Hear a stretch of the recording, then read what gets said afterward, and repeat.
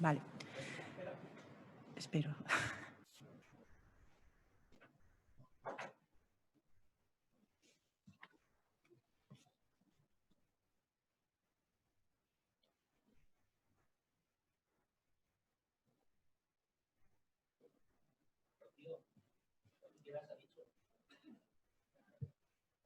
Buenos días a todos. Retomamos de nuevo la retransmisión de las 30 jornadas de fisioterapia de la Escuela Universitaria de la ONCE, después de este pequeño descanso y con unos minutitos de retraso. Bienvenidos a todos desde casa de nuevo, a todos los que estéis conectados in streaming aquí a las jornadas. La primera ponencia se titula Biopsia de puntos gatillo miofasciales, revisión y aproximación a un modelo humano. Esta primera ponencia es de don Francisco Germén.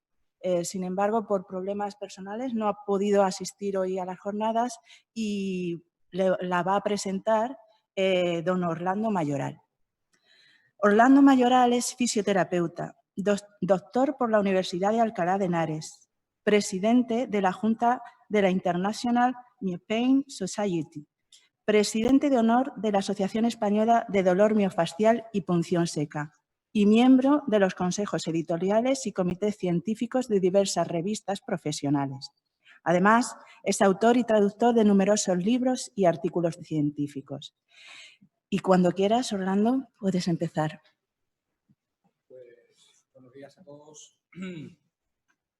Bueno, la verdad es que se echa un poquito de menos el calor humano, pero la verdad es que lo primero que quiero hacer es agradecer a los organizadores a haberme invitado. Quiero agradecer a César Fernández la iniciativa de haber montado estas jornadas hace 2 años y quiero también agradecer a todo el equipo técnico el esfuerzo tremendo que está haciendo para que esto salga adelante con una muy poquita preparación y con, bueno, apenas preparación, como seguramente sabéis. También quiero pediros disculpas de entrada porque voy a dar precisamente una ponencia sobre un tema del que no soy experto en relación con un proyecto de investigación que estamos llevando a cabo actualmente en el Hospital Gómez Ulla, que de alguna forma es iniciativa mía y de otros compañeros, pero que efectivamente yo no soy ningún experto en biopsias. El experto en biopsias era Francisco Germán, pero por problemas personales pues no ha podido estar aquí. Así que he tenido, entre comillas, el arrojo de presentarme aquí. Como veis, aparece también como coautor de la ponencia David Simons, porque de alguna forma fue el que inició este trabajo. Hace años nos reunimos y decidíamos que decíamos que hacer estudio de biopsias de puntos gatillo y bueno, pues David Simons nos ayudó con una primera revisión que hicimos sobre el tema y que parcialmente utilizaré para esta presentación.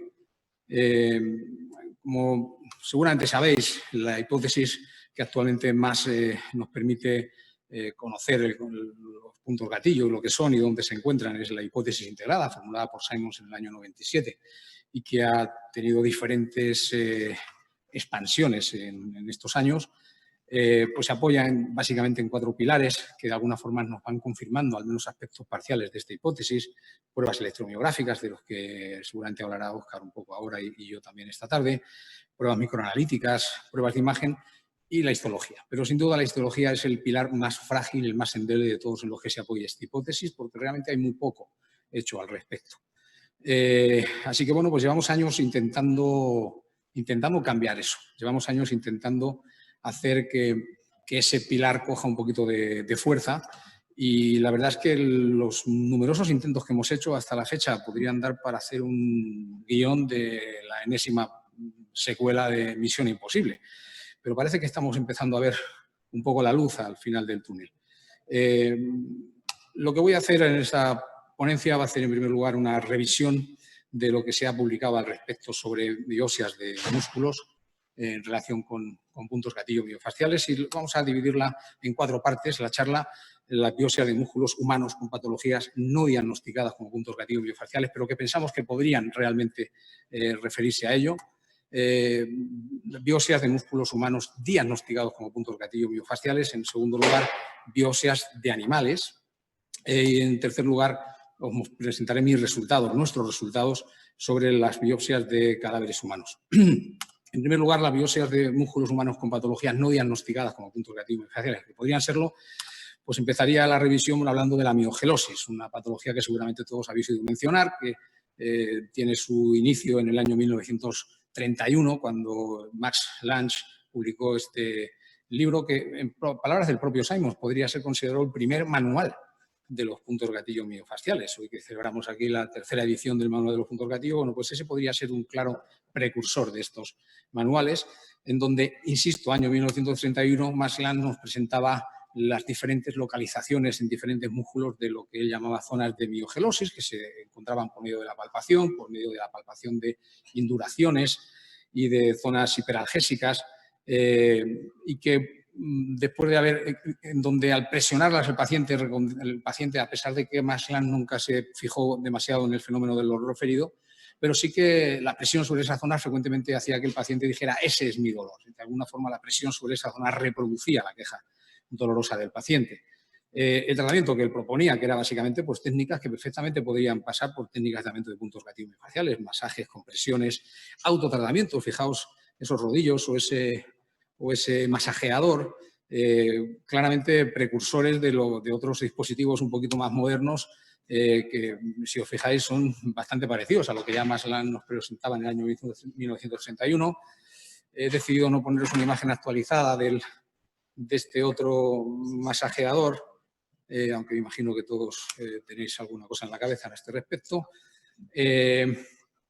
Si miramos lo que se ha hecho sobre biopsias en pacientes diagnosticados de miogelosis, vemos cosas como aumento de la densidad miofibrilar, cuando comparamos lo que sería normal con lo que sería un aumento de esa densidad, que nos da lugar a un aumento del diámetro medio de las fibras musculares en las células normales con respecto a las células de los músculos con miogelosis.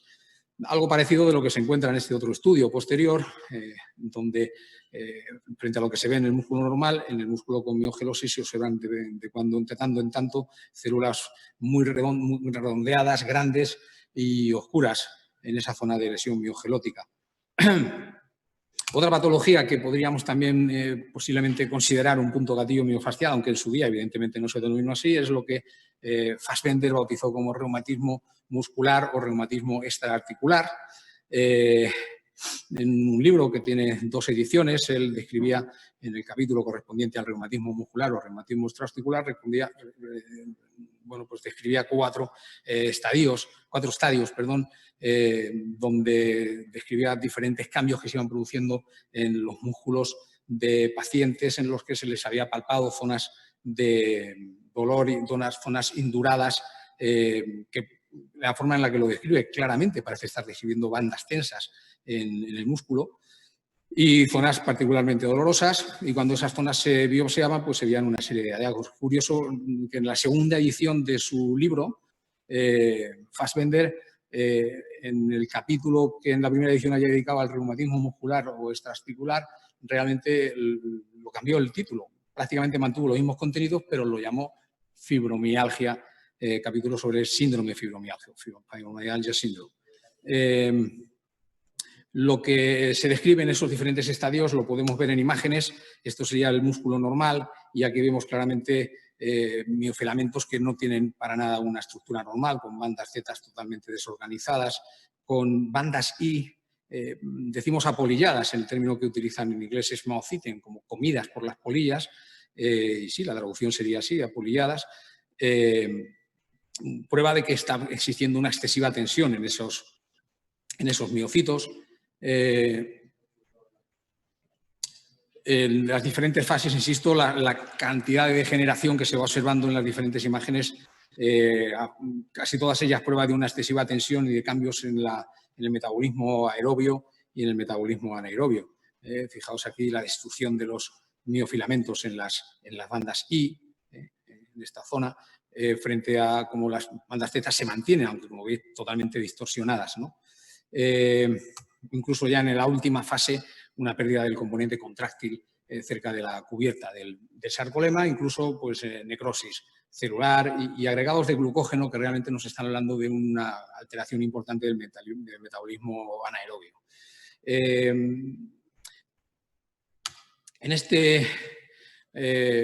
Otra patología que también podría claramente pasar por puntos gatillo miofasciales y que un autor, Awad, describió como miofibrositis intersticial. Es curioso que en artículos posteriores y en una parte posterior de su carrera como científico cambió este término de miofibrositis intersticial y se convirtió a otra perspectiva y entendía que había básicamente dos patologías que podían derivarse de esta miofibrositis intersticial, que eran, por un lado, la fibromialgia, por otro lado, el dolor miofascial. En sus biopsias encontraba cosas interesantes como miofilamentos gigantes que, como veis, rebasan incluso el tamaño de un sarcómero, agregados de glucógeno, que de nuevo nos dan idea de una alteración del metabolismo anaerobio, e incluso mitocondrias claramente anormales, degeneradas, hinchadas, que también de nuevo nos hablan de una alteración del metabolismo, en este caso del metabolismo aeróbico. Y algo muy interesante, que es la presencia de una sustancia amorfa formada, según su interpretación, por mucopolisacáridos entre partes de diferentes fibras, en algunas imágenes bastante espectaculares cuando las miramos no en esta microscopía electrónica, sino cuando se mira en microscopía óptica, se ve esa sustancia amorfa formada, como digo, por mucopolisacáridos.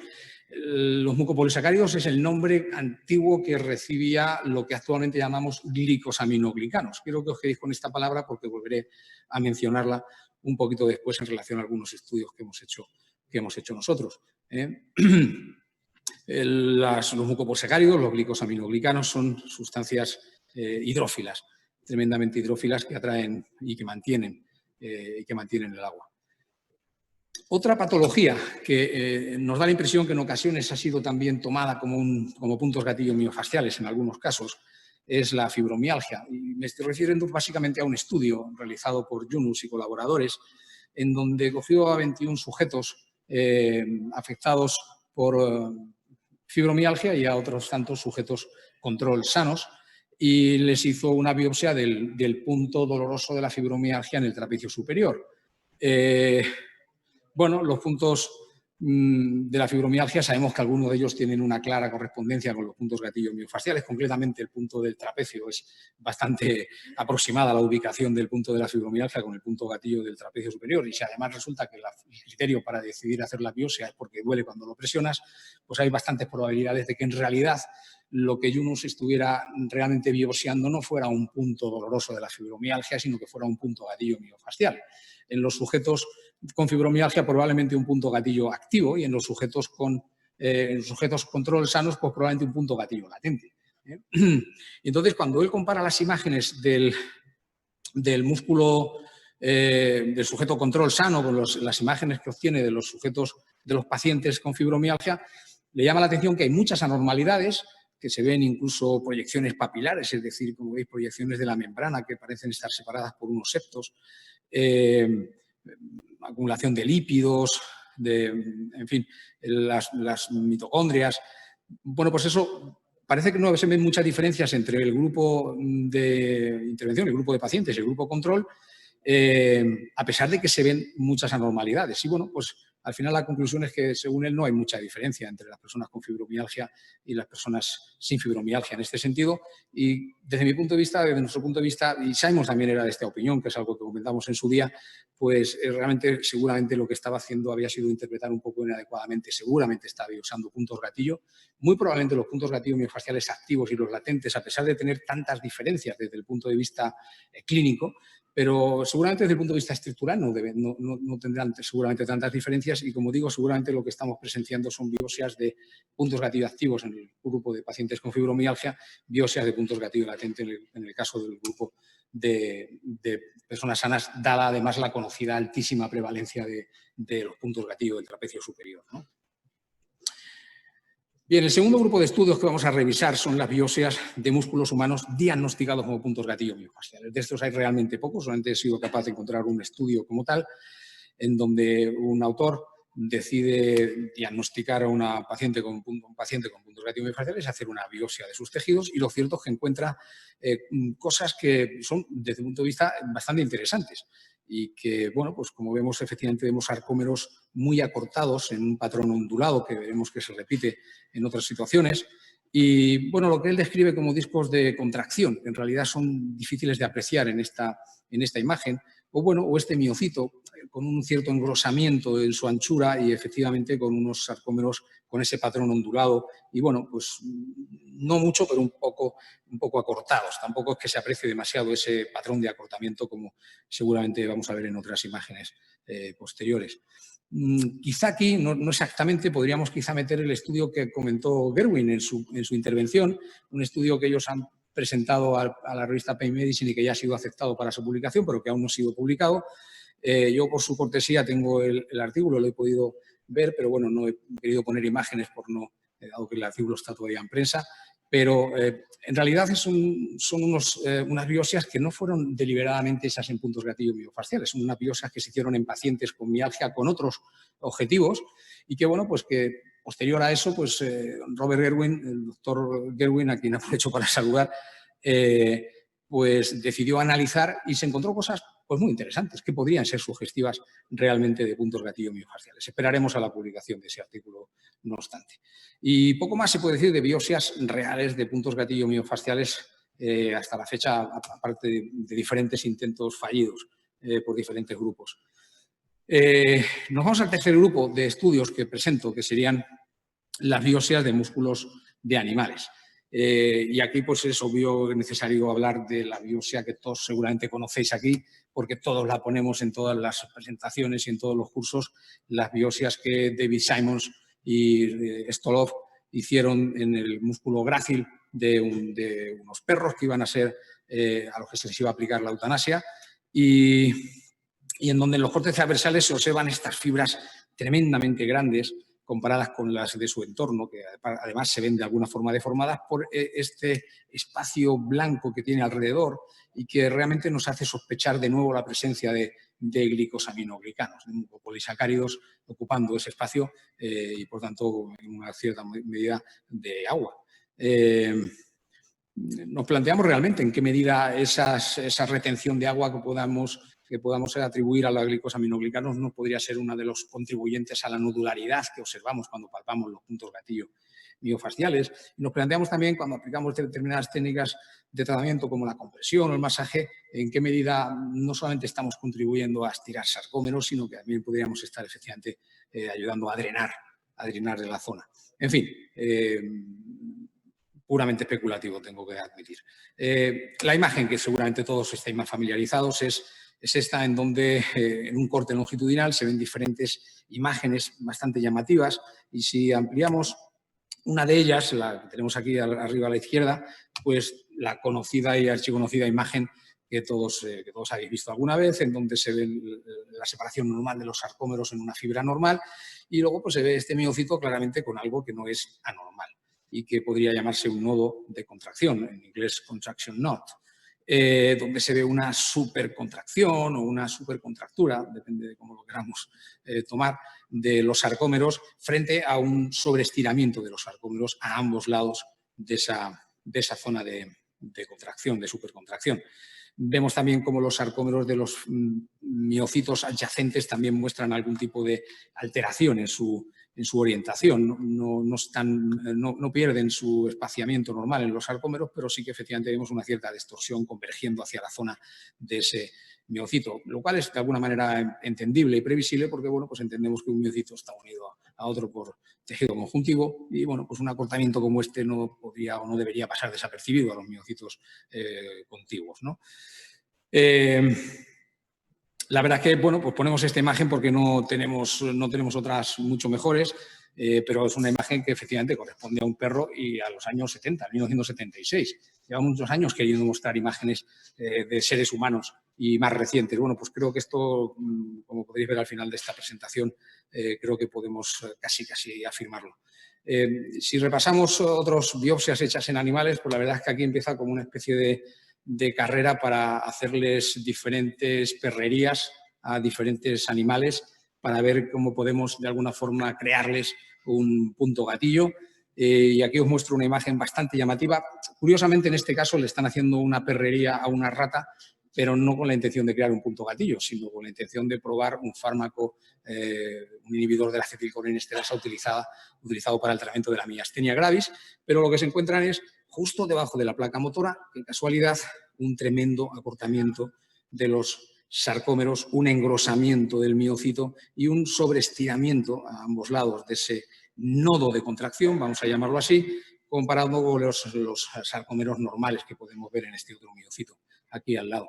Y en este sentido, del uso de anticolinesterásicos para crear o de alguna forma imitar los puntos gatillo, pues tenemos algún otro intento, por ejemplo, este intento de Blackman, en donde también se inyectó un anticolinesterásico, en este caso del decametonium, en el músculo diafragma de un ratón, y se ve justo debajo de la zona de placa motora un claro patrón de lo que llamamos corrugación, crimp en inglés, donde se ven claramente sarcómeros tremendamente acortados y también un miocito engrosado inmediatamente debajo de esa placa motora. El propio Siegfried Mense, que ha hecho esta presentación tan brillante esta mañana, en colaboración también con David Simons, pues también hicieron su propia aportación a este terreno y también utilizaron un agente anticolinesterásico para inyectarlo en músculo de rata, en el músculo sóleo de rata, y comprobar que tras la inyección de esta sustancia y después de ponerles media hora de una electroestimulación tetanizante al músculo en el que se había hecho ese procedimiento, se producían unos discos de contracción que presentan algunas características curiosas. Probablemente habría que pensar quizá debidas a esa electroestimulación tan agresiva puesta inmediatamente después. A juzgar porque también hicieron tomas y muestras control en zonas en donde no se había inyectado la sustancia y aunque se veían algunos de estos discos de contracción, pero la prevalencia era claramente muchísimo menor que en la zona justo donde se había hecho la inyección del anticolinesterásico.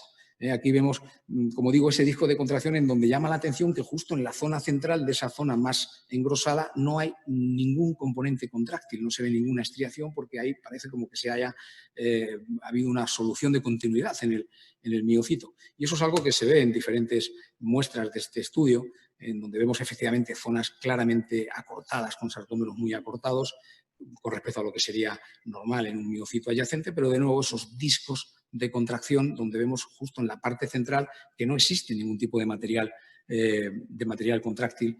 Y además también observaron en este estudio importantes lesiones en el músculo, que insisto, probablemente habría que atribuir a esa estimulación agresiva eléctrica aplicada después de la inyección del anticolinesterásico. Nosotros también hicimos nuestra contribución a este campo, hicimos un intento de crear un modelo experimental en animales que, a mi entender, está todavía pendiente de validación, pero que indudablemente nos da un buen modelo de disfunción de placa motora. Y en este caso pues, utilizamos diferentes anticolinesteráticos, pero el que mejores resultados nos permitió obtener fue la neostigmina. También lo aplicamos en diferentes formas, sobre el músculo, subcutáneo o incluso en camarilla, in vitro. Y bueno, pues los mejores resultados los tuvimos cuando la aplicación era subcutánea y después de que el ratón hubiera sufrido un síndrome colinérgico. Y bueno, pues de los diferentes músculos en los que probamos, pues también los mejores resultados a nivel estructural los obtuvimos en el músculo levator auris longus, el levador largo de la oreja. Y bueno, pues aquí veis claramente un nodo de contracción con un nervio, un axón que finaliza justo exactamente en ese nodo de contracción y los sarcómeros claramente sobreestirados a ambos lados del nodo. Esta zona que se ve rosada, esta es una tinción de Alcian Pass, que permite ver de color rosa-violeta los glicosaminoglicanos. Es decir, que también en este modelo aparecen esos mucopolisacáridos que ya se habían descrito en biopsias en años anteriores y que de nuevo nos llevan a plantearnos algunos aspectos sobre lo que realmente palpamos cuando palpamos un punto gatillo miofascial. Si hablamos de perrerías, pues otros autores chinos en esta ocasión, pues la perrería que se les ha ocurrido hacer para crear un punto gatillo en un músculo de rata es pegarle golpes al músculo cuádriceps, a razón de un golpe por semana durante 4 semanas. Y bueno, pues viendo a continuación qué es lo que pasa en esos músculos y bueno, pues la verdad es que se ven cosas bastante llamativas. Esto sería lo que se ve en el grupo control, esto es lo que se ve en el grupo experimental a las 8 semanas, donde se ven claramente células redondeadas, grandes, con un espacio también vacío alrededor, que de nuevo nos preguntamos si no serán esos mucopolisacáridos, o esta otra imagen donde vemos el grupo control en cortes longitudinales, el otro eran cortes transversales, obviamente, corte longitudinal donde vemos en el grupo control una perfecta distribución de los miocitos y cómo en otro grupo, en un grupo control al cual le palparon la presencia de bandas tensas sin que se les hubieran dado golpes, es decir, eran ratones que presentaban bandas tensas per se, y en esos ratones de ese otro grupo control al que no se le aplicó ningún tipo de tratamiento también se veían algunos nodos de contracción. No se ven esas estriaciones tan claramente como en la imagen que os mostré de Simons y Stolov en el perro, pero sí que se ve claramente ese perfil engrosado y adelgazado, engrosado en este nodo y adelgazado a ambos extremos. Y, por supuesto, esto se repite con mucha mayor frecuencia en el grupo experimental, en el grupo al que se le ha estado golpeando el cuádriceps, el recto femoral. Vemos diferentes. De nuevo, no vemos claramente el patrón de estriación en estas muestras, pero sí que vemos múltiples imágenes que podríamos, de alguna manera, considerar nodos de contracción. En este caso, algo se aprecia un poco más. Pero realmente son unas imágenes que, desde ese punto de vista, podrían ser, y espero que pues, sean mejoradas. Cuando lo vemos en microscopía óptica, cuando esto lo vemos por microscopía electrónica, pues si se compara lo que sería la uniformidad y la homogeneidad de los diferentes sarcómeros y de las diferentes miofibrillas en el grupo control, pues vemos esta tremenda desorganización, este patrón de ondulación que ya hemos mencionado anteriormente en otras muestras, mitocondrias también e incluso depósitos de glucógeno. Es decir, cosas que de alguna forma ya hemos mencionado. Bueno, y bandas zeta totalmente irregulares, que claramente nos dan idea de una excesiva tensión en la zona. Y bueno, pues por último, las biopsias de músculos de cadáver humanos, porque eso es lo que estamos haciendo en ese proyecto que hemos iniciado, como decía, en el Hospital Gómez Ulla. Hemos decidido utilizar como modelo el músculo trapecio inferior, el que originariamente Travell y Simons llamaban punto gatillo 3 del trapecio inferior. Como habéis visto tanto en nuestro libro de punción seca, publicado en el año 2017, como en la tercera edición de Manual de los Puntos Gatillo, creo que muy sabiamente se han quitado las X, pero tengo que reconocer que yo esta X no tendría ningún problema en mantenerla. Esta es una X que para mí está siempre ahí. Los puntos gatillo del trapecio inferior rara vez te los encuentras en otros sitios. Es un punto gatillo que se encuentra de manera prácticamente invariable en una banda tensa que se encuentra muy próxima al borde del músculo y que además tiene un aspecto importante de cara a nuestra posibilidad de identificarlo palpatoriamente en un cadáver, que evidentemente no te va a decir dónde le duele, ni si el dolor le va hacia algún sitio. Y es el hecho de que tiene un aspecto claramente nodular cuando lo palpamos en un ser vivo. Y bueno, pues la verdad que hicimos varias pruebas y vimos que efectivamente era posible apreciar la banda tensa en un cadáver fresco, era posible apreciar esa nodularidad todavía en los cadáveres frescos, así que decidimos utilizarlo como modelo. Tiene otra ventaja también, es que está demostrada una altísima prevalencia este punto gatillo, incluso en personas sanas. Personas sanas en el trapecio inferior dominante se ha demostrado que tiene una prevalencia incluso superior al 80%. Bueno, nosotros hemos decidido utilizarlo, ya digo, como modelo y, bueno, pues lo que solemos hacer, la metodología que empleamos es coger al sujeto, le marcamos, le hacemos un dibujo de las escápulas, identificamos el borde del músculo, identificamos la banda tensa, como digo, se identifica bien y luego pues somos dos examinadores, uno examina el nódulo, busca el nódulo dentro de la banda tensa y lo marca con un rotulador ultravioleta. El otro examinador, sin ver la marca obviamente, pues identifica su propio nódulo vemos en qué medida las marcas coinciden. En este Orlando, caso, 3 minutitos, ¿vale? Gracias y perdón. Muy bien, gracias a ti. Como veis, en este caso coinciden, en este caso no coinciden. Cuando no coinciden, pues lo que hacemos es que hacemos unos minutos de reconciliación para intentar llegar a un acuerdo de cuál de los dos nódulos palpados nos parece el más indicado para hacer la muestra, para tomar la muestra. Y tomamos una muestra de una zona donde no hemos encontrado ninguna banda tensa, donde no hay ningún indicativo palpatorio de que ahí haya o pueda haber un punto gatillo miofascial. Y bueno, pues la verdad es que cuando vemos las muestras de las biopsias de las zonas de los puntos gatillo, mientras que en la zona de control no encontramos absolutamente nada anormal, en las zonas donde hemos identificado palpatoriamente esas zonas nodulares engrosadas en una banda tensa, pues nos encontramos esto, que la verdad es que tiene un aspecto bastante parecido al de aquellos nodos de contracción de las biopsias de Simons en el perro. Y encontramos además muchos. Realmente resulta bastante fácil encontrar de estos justo en la zona donde hemos identificado el punto gatillo. Con diferentes formas, pero siempre el mismo patrón de zona central engrosada, con los sarcómeros tremendamente acortados, zona lateral elongada y adelgazada. Aquí tenemos otra imagen, una tinción de azul de toluidina, donde vemos claramente esos sarcómeros tremendamente acortados en la zona del nodo y cómo a ambos lados el patrón los sarcómeros se elongan, además de una forma curiosa, de una forma irregular, donde parece que la tracción ocurre más en la parte de los extremos del miocito que en realidad en la parte media. Tenemos aquí imágenes donde hemos procesado un poco para ver un poquito más ampliado la parte central donde los sarcómeros se encuentran acortados frente a esa zona lateral donde los sarcómeros se encuentran claramente sobreestirados. Cuando esto lo miramos con microscopía electrónica, la verdad que las diferencias son tremendamente llamativas en cuanto a la separación de los sarcómeros. Vemos la separación, que es bastante fácil, no hace falta tomar ninguna guía de medida, pero vemos claramente cómo la separación de los sarcómeros en la parte del nodo de contracción es tremendamente diferente a la amplitud, a la anchura de los sarcómeros en la zona de ambos lados de ese nodo de contracción, con tamaños, con grosores, con amplitudes que son prácticamente el triple del tamaño. Aquí lo vemos un poquito más ampliado.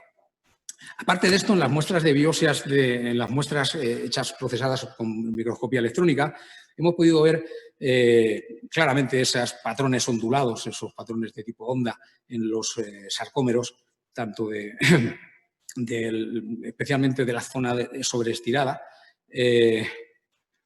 Vemos también una disposición totalmente anómala de las bandas Z, una disposición escalonada de las miofibrillas con claramente una alteración muy clara en las bandas Z. Vemos también de nuevo esas imágenes de fibras apolilladas en la banda I. Vemos esas zonas o esa zona o ahí claramente esas zonas comidas por las polillas. Vemos también una mayor separación miofibrilar, miofilamentos dispersos, bandas Z totalmente irregulares, mitocondrias agregadas y hinchadas y claramente en fase de degeneración, de nuevo con alteraciones, con lo que implica esto, una alteración del metabolismo local. Fibras musculares rasgadas y separadas. La verdad es que cuando Fran veía estas imágenes al microscopio le daba la impresión como de que eran artefactos, de que eran problemas en el procesamiento, pero cuando verdaderamente lo comparamos con otras imágenes vemos que este es el aspecto que tienen en la zona del punto gatillo. Vemos depósitos de lípidos, de glucógeno y además de efectivamente microondas, mitocondrias degeneradas e hinchadas. También se ven aquí mitocondrias ubicadas en zonas un poco inusuales, subsarcolema y depósitos de vacuolas. En fin, voy terminando ya. De nuevo, mitocondrias tremendamente agrandadas, degeneradas, agregadas y de nuevo agregados de glucógeno. La zona donde los sarcómeros están acortados, que están situados en el centro del nodo, vemos también agregaciones de microondas claramente en una fase de degeneración. En fin, pues esto es lo que os quería presentar. Me gustaría también repasar un poco qué es lo que nos queda por hacer, porque la verdad es que estamos muy ilusionados con este proyecto y con los resultados que estamos obteniendo, pero evidentemente queda mucho camino por delante. Hay que intentar consolidar y confirmar estos resultados analizando y viendo a más sujetos. tenemos que añadir otros procesamientos de las muestras. Tenemos que hacer tinciones que nos permitan ver tejido nervioso para ver si efectivamente esos nodos de contracción están en la zona de inervación o no. Tenemos que también hacer tinciones que nos permitan ver esos glicosaminoglicanos, caso de estar ahí. Tenemos también que ver la presencia de nociceptores, ver en qué medida hay una mayor o menor densidad de nociceptores en esa zona para hacernos una idea de que hasta qué punto eso podría estar efectivamente causando algún tipo de sintomatología. Pero por encima de todo, nos queda hacer biopsias de puntos gatillo miofasciales en sujetos vivos. Esto es una asignatura pendiente que esperamos iniciar en breve y, bueno, para la cual incluso me atrevo a pedir voluntarios. Todos aquellos que estéis escuchando y que os apetezca ser pioneros en este campo y que queráis ser el primer punto gatillo biopsiado y visto de manera correcta, pues ya sabéis dónde tenéis que contactar. Nada más, muchísimas gracias por vuestra atención, pero también quiero agradecer al equipo de investigación el que ha hecho posible todo esto, que es algo complicado, poner de acuerdo a personas que sabemos de puntos gatillo con personas que no saben de puntos gatillo pero que no les interesa, como pueda ser un anatomopatólogo o un fisiólogo, con personas efectivamente de diferentes campos. Pues la verdad que no es fácil y la verdad que estamos teniendo una colaboración bastante fructífera combinando los esfuerzos de efectivamente nuestra institución, Seminario Strawberry Simons, con la Universidad de Alcalá y con el Hospital, con el Hospital Central de la Defensa. Así que muchas gracias a todo el equipo, a Mariano, a Miguel Ángel, etcétera, etcétera. Y gracias a todos vosotros por escucharme. Muchas gracias, Orlando, por tu intervención. Y a ver si tienes muchos voluntarios a partir de ahora. Mientras se va preparando el siguiente ponente, queríamos mencionar desde aquí a nuestras firmas comerciales, a las que han colaborado con nosotros en estas jornadas que también se han visto afectadas por esta situación, ¿no?, en relación al coronavirus. Son Physiofocus, Walter Kluber y Acupum.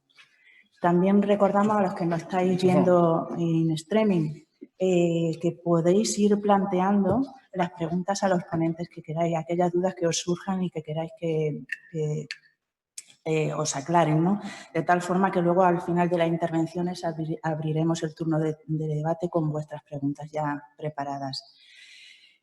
La siguiente ponencia lleva por título Avances tecnológicos en el diagnóstico instrumental del síndrome de dolor miofascial. Va a ser impartida por don Óscar Sánchez. Él es fisioterapeuta y máster en fisioterapia, forma parte del equipo docente de los seminarios de Strawberry Simons, forma